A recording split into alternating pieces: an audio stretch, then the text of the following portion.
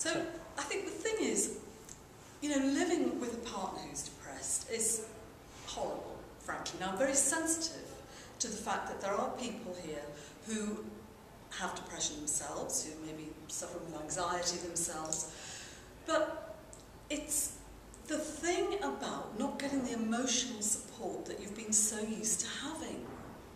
Because we choose our partners. Most of us in the West choose our partners.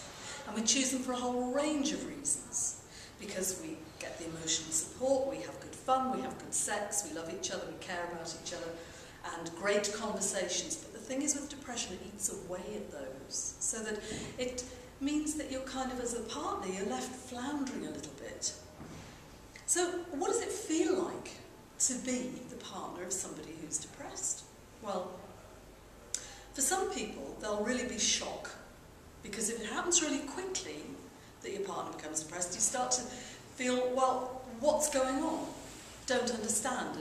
And, a shock will always hit you there, right in the solar plexus, and it's as if your whole world has fallen apart. So you have to deal with that. But for a lot of people, the depression will have been building up over the years. Now, it could have gone on for years and years and years. And then something can trigger a reaction from your partner, which means that they can become quite quickly depressed.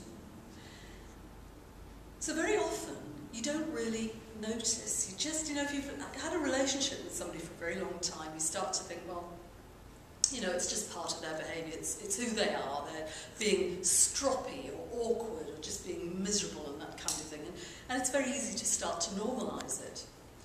But I think the thing is, when you are aware that some alarm bells are going off in your head, something's just not quite right. Perhaps your partner's becoming more melancholy, perhaps tearful, generally miserable, maybe hostile and actually blaming you for things, and you think, well, why? What have I done? That's not right. This is a kind of irrational response. When these alarm bells start going off in your head, then you start to really worry. And I dare say, there'll be people here who can identify with that feeling of this underlying worry and concern, the sort of worry and concern that keeps you awake at night. You're churning it over. And then, of course, you're questioning yourself, but why? What have I done? Is it my fault? How can I help? What's going on? How long will this last? It's all those kinds of feelings which are hugely unsettling and really stressful and distressing to live with.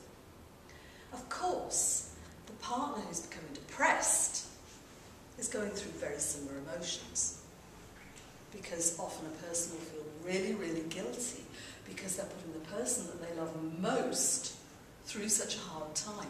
But of course, this is the grabbing at straws, not knowing how to deal with these really uncomfortable feelings that a person will be experiencing. So both partners in the relationship are going through hell, actually. And this is one of the reasons why I never feel awkward about talking about living with a partner who's depressed, when I know very well that there are people in the audience who are depressed themselves. Because I think that this is something that, because it's such a common thing, depression, it's just as well for each side to be aware of a certain amount of discomfort, if you like. I was speaking to a group in America last year. Is that enough? Yeah, that's great. Thank you.